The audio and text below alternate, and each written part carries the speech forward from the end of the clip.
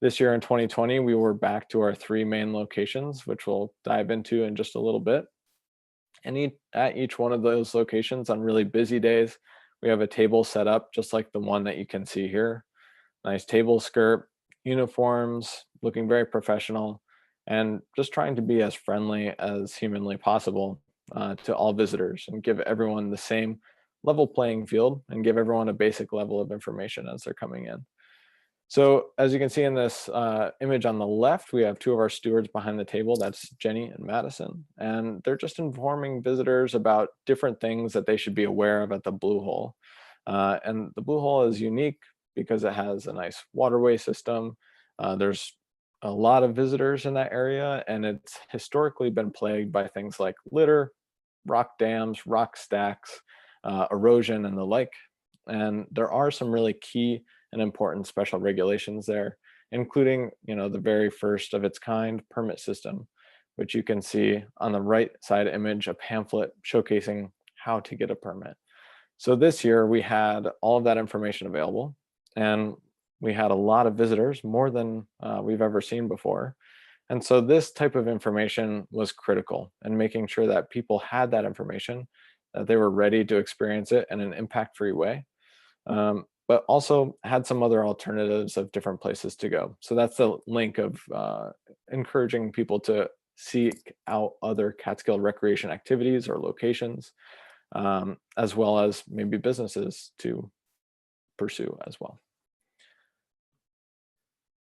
These photographs are some of our other locations across the Catskills. The image on the left is actually 2019 Catskill Stewards at Catskill Falls. And these were 4 full-time stewards last year. And this is a typical day in the life outside of that education realm. When the stewards are not actively educating visitors, they're on site, performing trail maintenance, clearing out water bars, brushing in social trails, and of course, trash and litter, which is certainly a massive problem in many of these locations. And so they carry out a lot of that trash along the way. The image on the right-hand side is actually at a different location altogether, not one of our normal sites. So one of our goals in the Catskill Stewards Program is to hear out local communities and areas, and of course, our partners over at the DEC, to see which other spots across the Catskill Park region are in danger of becoming another hotspot, in danger of being overutilized or over-recreated in, and try to arrive on site at least a couple times out of the season to help with cleanups, keep things looking really nice, engage with visitors in that area, just to show that people really do care about these places, regardless of how remote it is.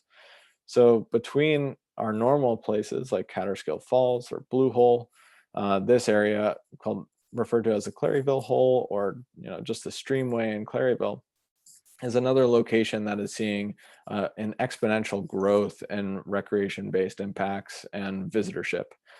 So we did spend quite a few days there this year to not only clean up trash, but to show the locals that we're here as extra support and resources, and to hopefully keep that area clean.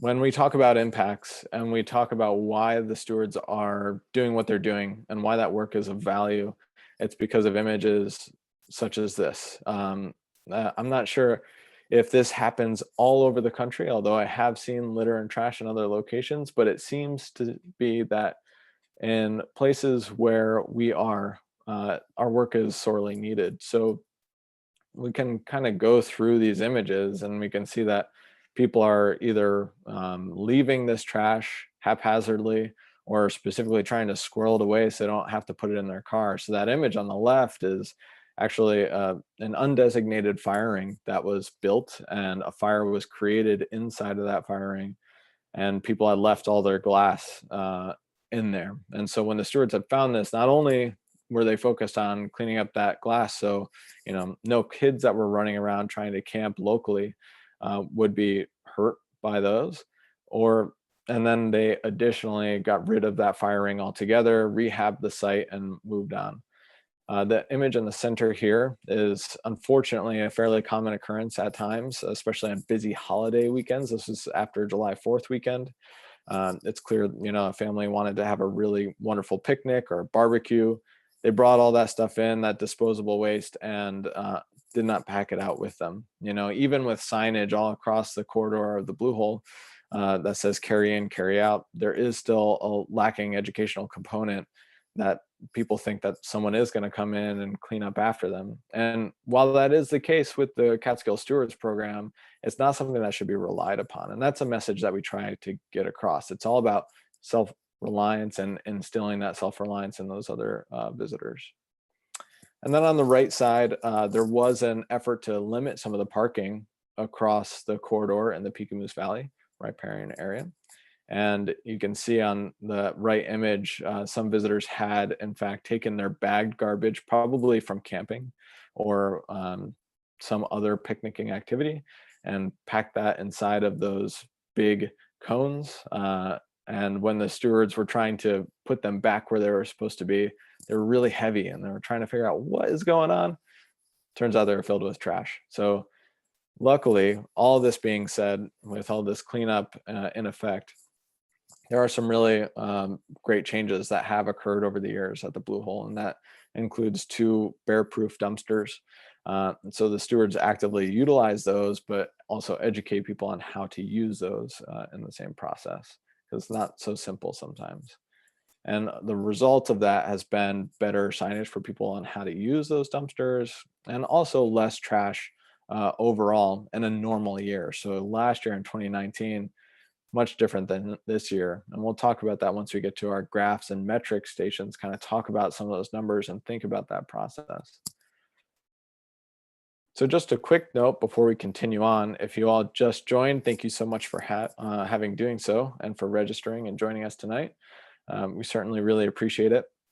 If you have any questions at any point, please feel free to just drop them in the chat, and I'll do my best to answer those. Thanks so much, everybody.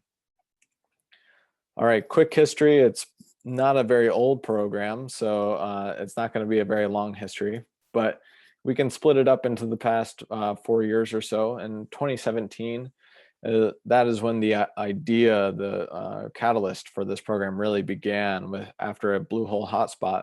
And a hotspot is a national Leave No Trace program. So it was actually myself and my wife, Stephanie. We were traveling across the country. We happened to work closely with the DEC as well as other stakeholders, including the Catskill Center. And we made a couple of recommendations.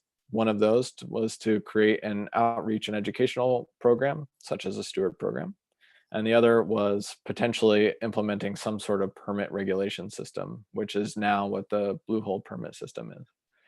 Then in 2018, the Catskill Center, alongside other stakeholders, really ran with that idea and began the Blue Hole Steward Program. And it just so happened that I was ending my position with Leave No Trace, started up this program, and have kind of seen it to where it is now. So this presence, having 2 people on site, really helped to change the overall tone, the feel, and the culture of where the Blue Hole had become. So pre-2015, this was a really remote place. And then as the years progressed, as it became more popular, we could see that that popularity was starting to create a lot of impacts, and it was losing kind of that original pristine setting that people have come to love. So it was the goal of that steward program initially to really try and bring it back to that pristine state, while promoting a Leave No Trace culture, one of minimal impactness and self-reliance of the visitorship. And we were quite successful with that. And we wanted to bring that message then in 2019, last year, into other areas across the Catskills, which is when the program changed from being Blue Hole specific to Catskills specific. So that is why the program is now referred to as the Catskill Stewards Program. And we're spread out across 3 different locations, and we're very excited with where we are so far. Okay, so in 2020, this is, I'm sure, what you all have come to see. Let's start diving into this Catskill Stewards Program from this year. Okay, so here we are, our Catskill Park-wide map here, and you can see the area within that blue line is our Catskill Park, obviously made up of public and private lands. For those of you not too familiar with the Catskill Park, It's about 700,000 acres mixed up of public and private lands. And the major agencies that are managing the land within this area are the DEC by far, with the mass amount of green spaces that you can see in the central area and also towards the fringes. But also the New York City Department of Environmental Protection, which manages the New York City water supply through areas like the Ashokan Reservoir and the Rondout Reservoir, the Pepacton over here. So you can see that it really is a patchwork, and because of this, there is a certain dynamic within that area. So when we're talking about our locations, as we look into the blue hole here, this is our first location, right at the bottom of the map there. And the blue hole is unique because it's part of the Rondout Creek, and that Rondout Creek is actually a spring-fed water source. So the reason why it's referred to as a blue hole is because of the crystalline blue water of the blue hole, which is all spring-based, spring water-based. It's always the same temperature year-round, 55 degrees, very cold, but it is a really beautiful area. And so you can see, not only do we want to preserve that visitor experience for everyone and make sure that they're having a really wonderful time, but it is vital to our ecosystem and our water supplies to make sure that we're caring for those areas as well. So that water then flows from the blue hole, which is at this red star, down the creek, the Rondout Creek, into the Rondout Reservoir, and then eventually makes its way south to New York City. Let's just check the chat here. Okay, so we have had a question. How effective has permitting been to control traffic? I am going to delve into that in just a little while, but I would say on weekends and holidays, it has been quite effective. It has limited use in areas, but the side effect to that is that we have had to turn people away. So before I spend too much time on that, I will be getting into that a little bit later on. So we'll get to that hopefully. If I missed something and I didn't answer your question completely, please feel free to chime in after.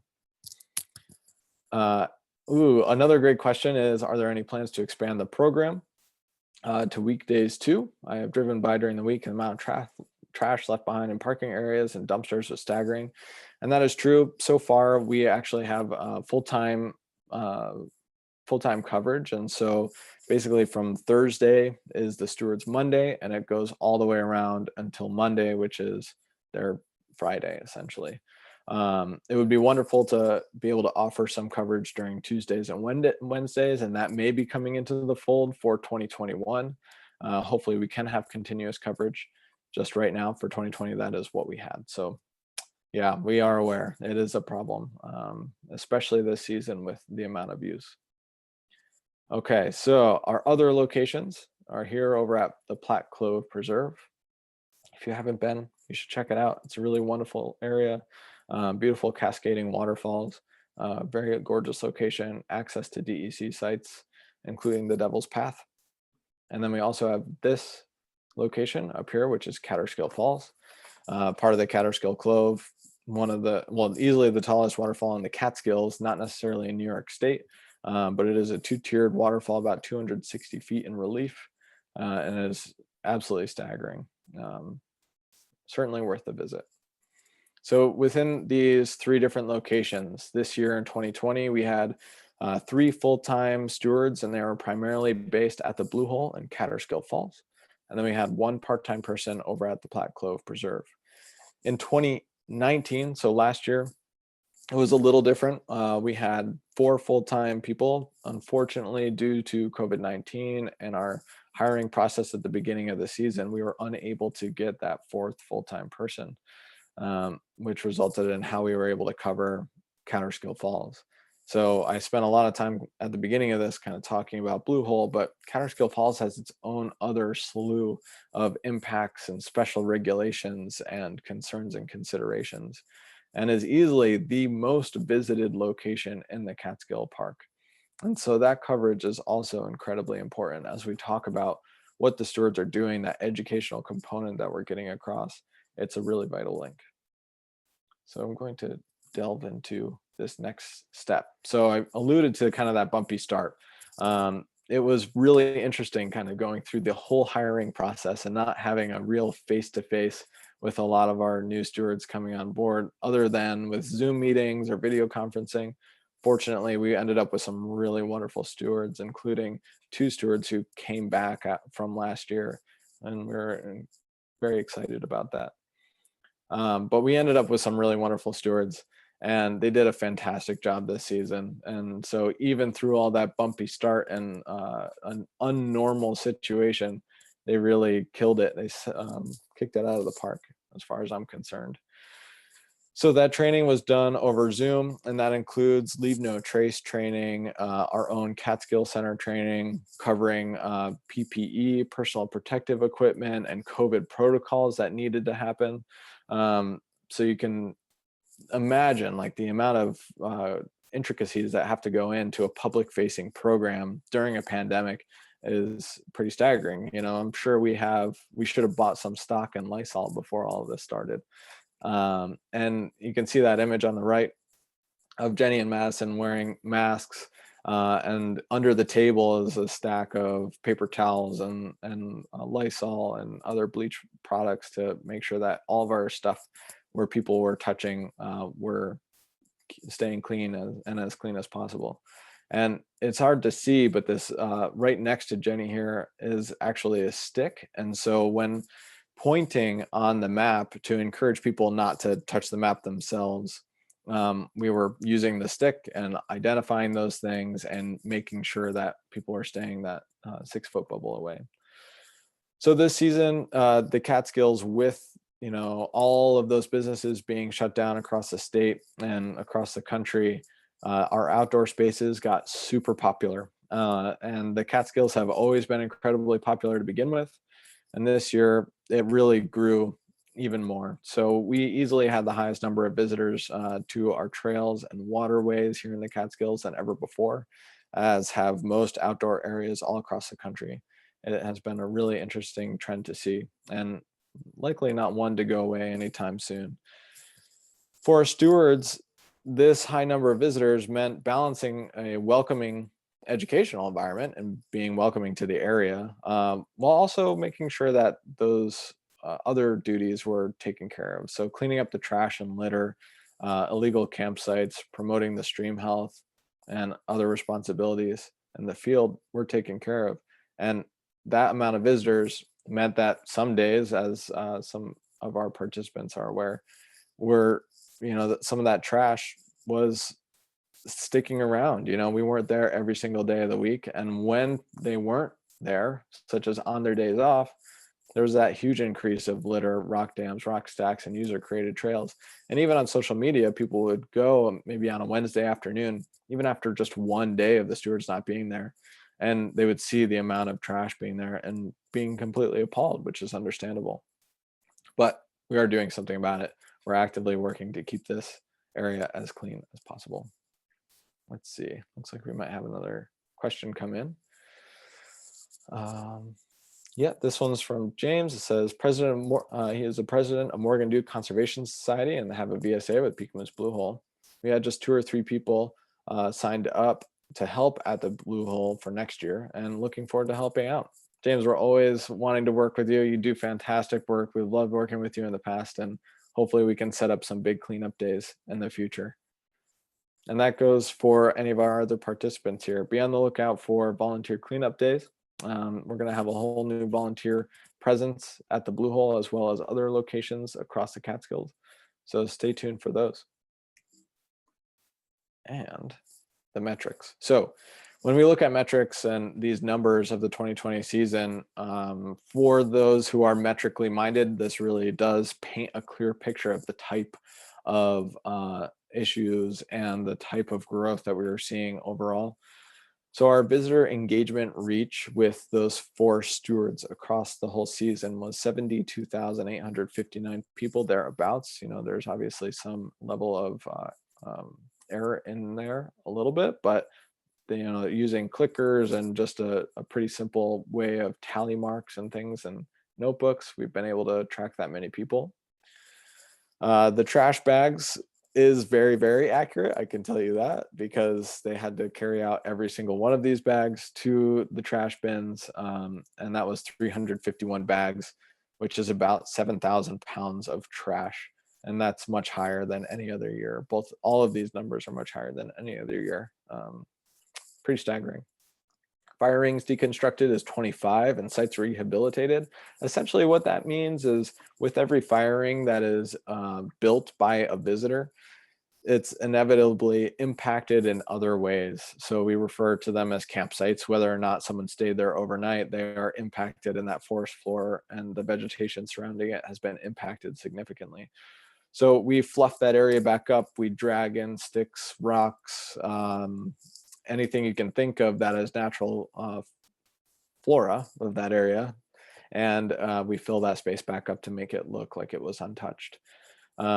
And the fire ring deconstruction process is not exactly easy. Usually it's really big rocks that have been thrown into the mix, and then there's all burned particles, and typically there is some trash intermingled with that. So it's removing the trash and separating that out to be thrown out into those trash bins, getting the charcoal and spreading that through the forest floor in an even way, and then making sure all those rocks are well hidden and moved back to where they came from. And sometimes they're pulled straight from the earth. So it's a full process. And then rock dams, that's in reference to any user created dam that has been thrown into the stream. So usually these rock dams are created in an effort to raise the water level on certain sections of the stream to essentially create a bottleneck for the water to fill this entire area with more water and create more swimming holes across the one section or multiple sections of the creek. The Blue Hole itself traditionally actually does have a user created rock dam, but we keep that at a certain level. And we do that for the simple process of the Blue Hole has traditionally been an area where people enjoy the water. And we recognize that as something that is important to the specific culture to that area. We don't want to change that. However, we don't want to see that same type of impact spread out across an entire, 5, 6, 7 mile section of the creek. So while it's okay in one area, we want to focus our impact to that one area, and we don't want to spread it out to those other places because we want to keep the rest of that creek very pristine. So in an effort to keep it pristine, we remove those rock dams and deconstruct them, and that turns into a pretty full-time job. And getting in there usually once a week or once every other week and into the water, physically standing in the water to move those rocks out of the way. And that is also really great for fish health and stream health, and macroinvertebrates as well. And then rock stacks removed was the number of 176. And that's really important to make sure that the larvae of macroinvertebrates, such as stoneflies and mayflies, are where they should be and not dried out from the water, which can actually kill the larva. And then total days on site, which is 158 between all of our stewarding locations. And the stewards love this number. It's probably their favorite metric, which is they greeted 1,577 dogs this past summer. And one number that I'm particularly fond of is this last one, which is avoiding additional parking citations. So in any given year, we have many people who come and visit, and all of those people need a place to park, and sometimes they want to park illegally, and we do our best to encourage them to park legally so they don't get a ticket. So there were at least 361 cars, although likely much more that did not get a ticket. Okay, graph data. Let's see, before we dive into this, I'm just going to check the chat, see if there's any questions about where we have come from so far. Dogs greeted is such a funny metric, definitely one my park could use. Awesome, feel free to add it into your mix. All right, before I move on, any other questions to anything we have talked about so far? I'll give you all 1 second. We have about 30 participants. Thank you all so much for joining in. If you do have questions, please use the chat function. Really happy to have you all here. All right, let's delve into graph data. This is where we really start to get a better understanding of what has happened this season, and all of the different intricacies of our visitorship. So let's start with the first one. 2020 season totals. This is split up by location, as you can see along the x-axis here. And then numbers are correlated with the y-axis. So this blue number, as you can see in the key here, is in reference to total visitation. And that's just a really important number because we need to see the amount of ebb and flow of our visitorship, and we need to count every single person that comes into an area to get an idea of what that use looks like. And you can see based off of this graph that Catskill Falls is easily the busiest location that the stewards are a part of and help to manage and cover. The Pikamoose Blue Hole this year had 24,281 visitors with 4,369 quality interactions. And that specificity of quality interactions, that vernacular, just means if the stewards spent anywhere from 3 to 10 minutes or even longer with a given person or a family or a group of people, and they were able to get even more information across, more education, more meaningful conversation, more than just their normal, 30-second quick setup that they get people and have people prepared for the outdoors in that way. So it's a little bit more in depth. That's what that means. And then the single busiest day. All of these numbers that you're seeing here have completely blown our previous numbers out of the water. And I'm going to be going back into years past here in just a second. So you'll be able to see the differences between 2018, 2019, and now 2020. But all of these numbers are much higher than normal. For Catskill Falls, it is important that you understand that we did not have full coverage there until about mid-July. There was not consistent coverage there due to our hiring and some of the other COVID restrictions that we had. And Catskill Falls was actually closed by the DEC for quite some time as well. So just to give you an understanding, that number would have been much, much higher had the DEC not closed access to Catskill Falls, which was actually a really wonderful idea based off of how concentrated that area can be and how uncertain we were at the beginning of this pandemic. All right, let's delve into the next graph. Let's see, we did have a question. And this one comes from Mo. With all those dogs, that could be a good education on dog waste and discarded dog poop bag and what to do with those. Absolutely. Great word. So that is a great point and definitely something that the stewards try and get across. And something that we do is actually hand out dog waste bags that are compostable. Just because they're compostable doesn't mean that individuals can leave them out in nature. That means that they need to still pack them out. And so we tell people where to throw those out. Great. So this is now, from 2018 to 2020, these yearly totals. And now you can see what we're talking about with trends and different years and what that means. So the one location that we have for all 3 years was the Blue Hole. And I'm going to start with that before I dive into the other two. But the Blue Hole started in 2018, our program there, and we had just over 15,000 visitors at that time. And with that, we were putting in a lot of education, both on site, but also trying to get the word out into news outlets.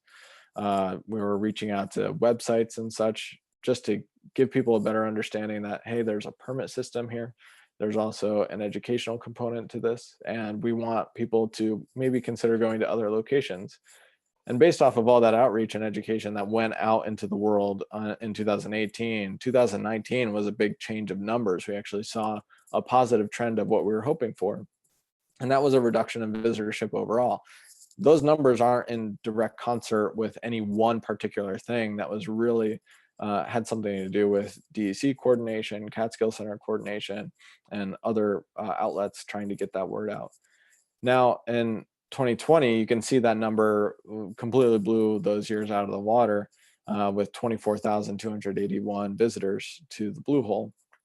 So pretty interesting. And it's something that we knew was happening, but it wasn't until the very end of the season that we knew just how many visitors we had and just how much of a growth that entire year had for us. So you can see that same trend happening both at Catskill Falls and the Plat Clove Preserve, but those numbers are a little different. Like I mentioned, when we were at Catskill Falls, we didn't have the same coverage as we had at the beginning of the season in Blue Hole or even the preserve, the Plat Preserve.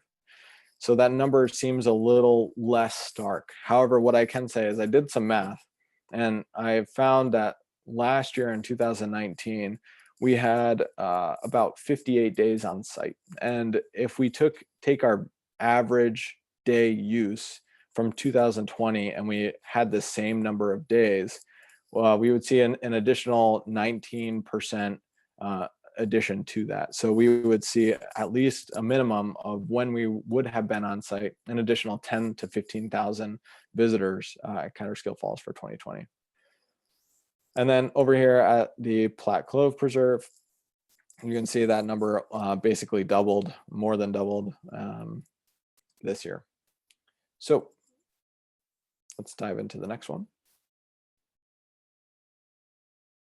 Okay, so when we're just talking about Blue Hole specifically, here are our monthly totals from 2018 to 2020, all 3 years, kind of split up into month and use. Again, you can see 2020 has a much higher trend line, a much steeper trend line, but we know from years past that our busiest months are July and August, which makes sense for an area where water is the key factor, where people are seeking these places out. So you can see that trend going through all 3 years on here as well. And looks like we do have a quick question here. So Lawrence Eaton says, logically thinking, when the pandemic becomes under control, do you expect numbers of visitors to slide back to 2009 visitors? And that's a great question. I expect that the numbers will not be as steep as they were this year because, just like you said, logically thinking, if people had no options of other types of recreation or just leisure activities, such as spending more time in restaurants, seeing movies, going to concerts, going to the park, and that was not a reality in 2020. So they had no other activities, and the outdoors and wilderness areas were really one of the only things that was consistently open. Even state parks were capping the amount of visitors that could go to those locations. But as you all know, the Catskill Forest Preserve and the Adirondack Forest Preserve, for that matter, are managed and regulated in much different ways. And there's no real way to completely regulate the amount of people at a given area, except at the Blue Hole. It's really, an anomaly within the Forest Preserve. So I would expect in 2021, 2022, looking in years forward, that these numbers are not going to be as drastic as we have seen in 2020. But that being said, we have learned a ton of lessons from this. It's easy to see all the photos of trash and the impacts that have been of subsequent action of 2020 and the pandemic as negative things. And sure, they were really drastic things. However, we can take this and learn from it and create better solutions moving forward. Okay, so here are Blue Hole monthly totals. I'm going to move on, but you can see just a pretty clear correlation with what we were seeing before. Just those really hot and humid months, those are the days when people are visiting at the highest rate. And typically our busiest day specifically at the Blue Hole is July 4th and July 4th weekend. All right, this is kind of split up into different categories. I apologize for the confusion on this graph. It is definitely a little spider webby, but bear with me. Also, again, split by months: May, June, July, August, and September. Those are the coverage dates. This is just for 2020 at the Blue Hole. Total visitation is in blue here. So again, you can see those big spikes in the hottest months, quality interactions, and then you have people assigned to booked permits. So now we're getting into the permit conversation and under all of this, and the permits, just so everyone has the same level of information here. Permits are easy to obtain online. They must be booked at least 24 hours in advance, but no further than 7 days in advance. They are free, and once you have your permit, they're just for weekends and holidays for a specific day, and each permit is good for up to 6 individuals on that permit, including the person who booked it. This being said, this year, that permit number was halved. So it's normally 50 permits per day with up to 6 people attached to each one of those. And this year it was 25.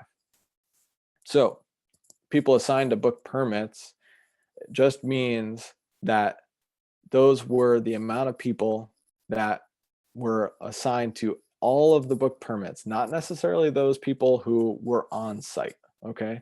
That's what the yellow number is. So if you look at the gray one, that's just how many people booked them. And then whether or not they showed up is relevant. If they actually showed up, then we categorize them into this yellow column, which you can see here. So 119 in May, 343 in June, 677 in July. And so you can see that it is much less, sometimes half or more than half of the amount of people who did book those permits actually took advantage of them. And with this many visitors, that is a shame, right? Unfortunately, not everyone was taking advantage of them. And then that last light blue color are people who are turned away. So we can think about this in a different way. I think that this is a much clearer graphic to understand these different categories. So this pie represents the amount of visitors that were on site all season long.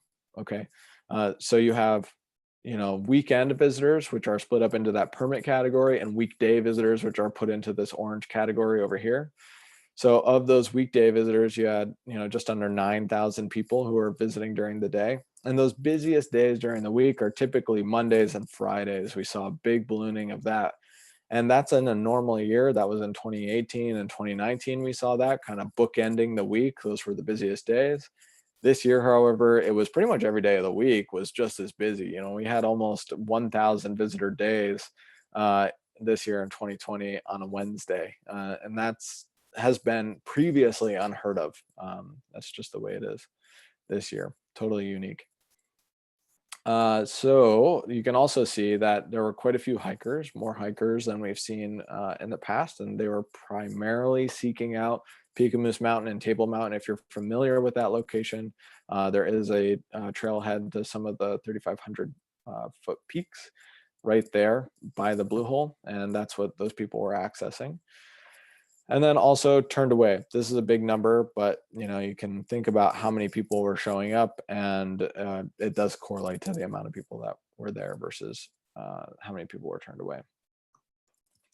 And very timely question by Yana. I hope I said your name right. How did the interaction go with people who were turned away in general? Any negative incidents?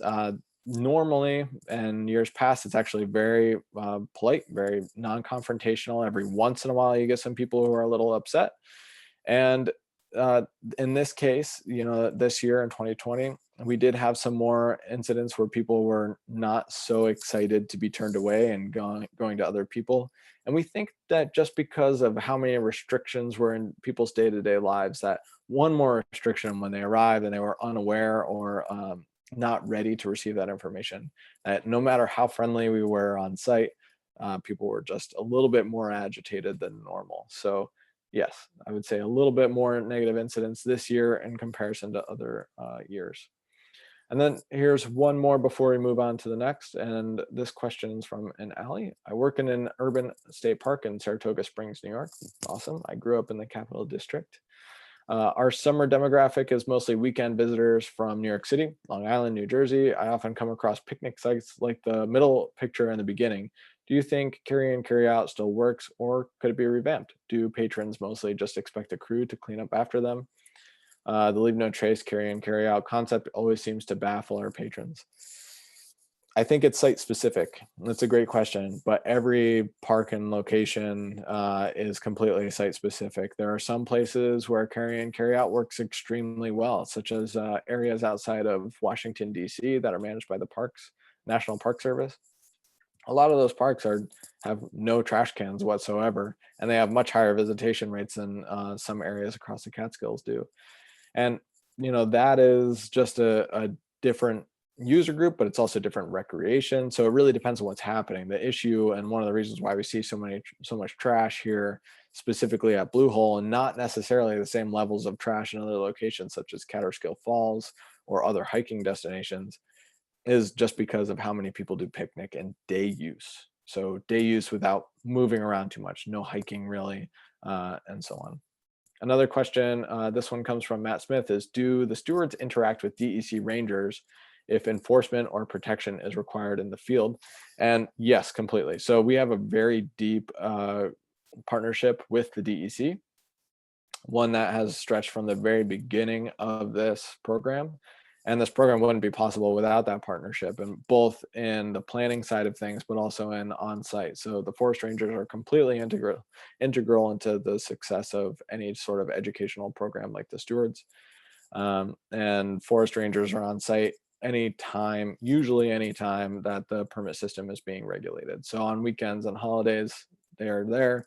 This year they had a higher rate of frequency of being on location than they have in 2019. 2019, they were able to kind of spread out a little bit, spend less time at the Blue Hole, but this year, due to all these concerns and the amount of people just in general, they unfortunately had to spend more time on site. Okay, going away from Blue Hole a little bit, I'm sure we'll get more questions about that too. So if you have them, hold on to them just a little bit longer. We're going to get through Catskill Falls and Plat Clove Preserve, and we can dive back into any questions, anything that I may have missed along the way. So Catskill Falls monthly totals 2019 and 2020, which are the 2 years that we have been at Catskill Falls. You can see a big rise in August. Catskill Falls is just a busy place any time of year, however. So while these numbers do show really high rates, these are just numbers that our stewards have interacted with. I'm sure that the DEC has a lot of other numbers regardless of this. So they just installed, I believe at the beginning of 2020, at the beginning of the 2020 season, they did implement some counters. And so I'll be really interested to see how those numbers reflect to what we captured on site. But nevertheless, you can see in 2020, once we got on site, once the DEC did open up access to Catskill Falls, and we were able to get more consistent coverage there in mid-July, that our numbers, started to skyrocket once again. So to be expected. And when we're on site at Catskill Falls, we're typically stationed at the upper trailhead, which is referred to as Laurel House Trailhead. And for all of the season, pretty much until just recently, the Molly Smith lot, which is down on 23A, was not open for visitor access. And so people were primarily accessing through Laurel House or North South Lake, or over at via the Catskill Rail Trail. So again, a lot of numbers, big visitation use at Catskill Falls, about what we expected. And the nice thing that I will say is that while we did still pick up more trash and litter at Catskill Falls than we have in years past, it still wasn't obscene. We were seeing more issues of just needing to educate people about walking safely and having the appropriate equipment, such as maybe considering hiking boots instead of flip-flops, that type of stuff. Just to better prepare our visitorship to have a safe experience rather than one where they could potentially get hurt. But that happens in an area such as Catskill Falls. It has a very steep relief, 300 stairs separate the upper rim from the middle pool, and people are going up and down that area all day. And we can kind of split our 2020 numbers up by month and different where people are either coming from and how that interaction is related to the visitation. So again, our biggest month and most highest visitation was in August. We had a ton of quality interactions again, but also really important to see is that we're seeing more people starting to come at a consistent rate from the Catskill Rail Trail. So that's essentially parking over at the Mountaintop Historical Society and walking along the Catskill Rail Trail to the Laurel House Trailhead and then dipping down from there. And so those numbers are on the rise as well, which just goes to show that people are accessing Catskill Falls from many different locations. And it's just an increased trend that we're starting to see from our stewards. And then over at the Plat Clove Preserve with our one part-time individual on weekends and holidays, we saw similar trends again, all across the board, across the Catskills. We knew this was happening anecdotally, but to see this in number form is certainly telling. And I'm sure the same thing can be applied across the state and nationwide. So here we have these in different months split up by year. 2019, our busiest month was July with 1,100 visitors. Again, July was our busiest year over at Plat Preserve, but we had 1,300 visitors instead. So, more than doubling at Plat Preserve. We saw a small uptick in trash and litter being left behind. Again, not egregious, which was really great to see. That is a little bit more of a wilderness type area. It's not quite as easy to access some of those locations. It doesn't have the same type of infrastructure in place as, areas such as Catskill Falls. So even with that high use, it is nice to see that it's holding on to some of that structure. What we are really seeing, and the trends that we're seeing at Plat Preserve in terms of impacts, are more social trails than we've ever seen before. So it's been a consistent project to brush those in, make sure that our current trails are well bolstered and easy to use. So that has been an ongoing project over at Plat Preserve. Okay, and 2020 totals. Again, you can see our total visitation quite high, our quality interactions, a nice consistent level across the summer, and then people swimming, that number has grown as well. So between all of these locations, you can see Plat Preserve doesn't get the same amount of visitation, and that's a good thing. So don't tell people about that area. We want to keep that as quiet as possible if we can, right? But it's important that we encourage people to get outdoors, but we just have to do that with the caveat of making sure that the educational component is tied into that visit. And that just goes across the board. Okay, big takeaways from 2020. What did we learn? What are the bottom lines? Well, stewards engaged with at 37% more visitors in 2020, all while having one less full-time steward on site with them. So normally it would be 2 teams of 2. This year it was a team of 3 or a team of 2 and then a solo person. So they had to be a little bit more crafty. We had to be more crafty with how we were spreading that use up and where we were to be as effective as possible. And then on average, visitors were certainly less prepared for spending time in the outdoors. We saw more people wearing flip-flops than ever before. We saw people unsure of where they were going once they got out of the car and starting to go up more the hiking trail to Peekamoose and Table Mountains, for instance.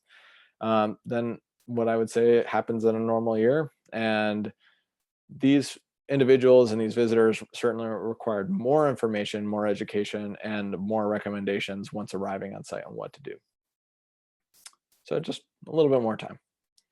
And then stewards reported shorter tempers, so meaning people were quicker to become a little bit more flustered or upset when they were told that they couldn't stay at the Blue Hole, for instance, if they didn't have a permit, or if we were even just trying to speak with them in general, they would get a little bit more frustrated thinking we were trying to sell them maybe life insurance or something, or an extended warranty on their car. Just kidding. But in all reality, people just had much shorter fuses this year. And that was a direct result of the pent up attitudes and conditions that people have been living through in 2020.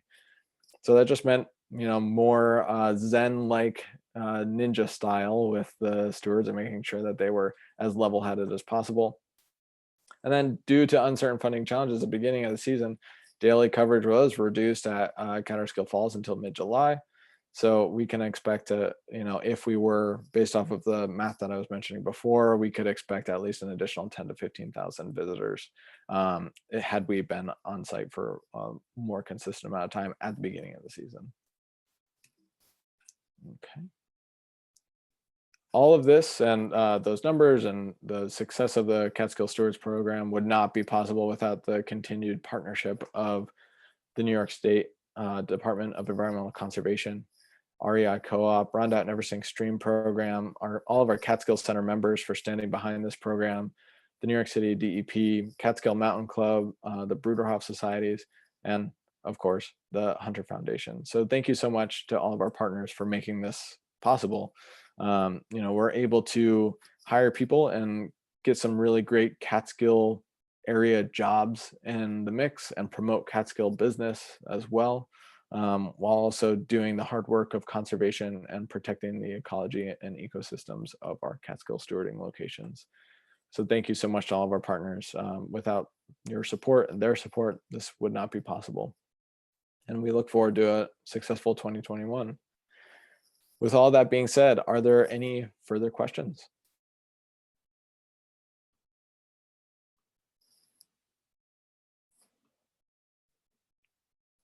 I think that we've certainly learned a lot from our experience here in 2020 in terms of how to adjust to uncertain conditions, how to adjust to taking PPE into consideration, and just planning that much further and a little bit more advanced. So even when at the beginning of the season, when we were planning this in the beginning of March and the whole world seemed like it was shutting down, we just tried to prepare ourselves for whatever could happen, whether the program wasn't going to run at all this season or we needed to have the same presence as last year. We wanted to make sure that we could keep things up and running.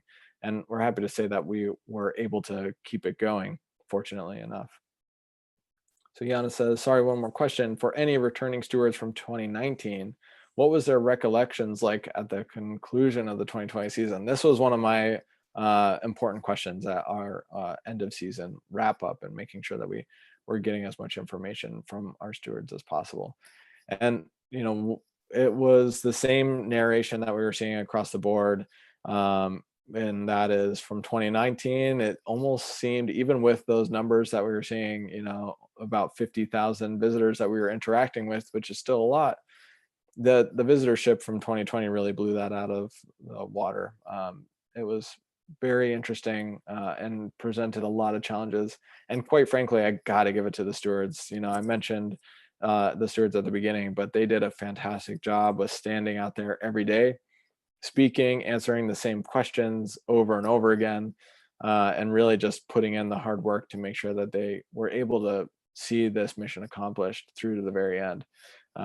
So yeah, not an easy season, and but we're happy to say that it worked out, and that's due to the grit of our stewards.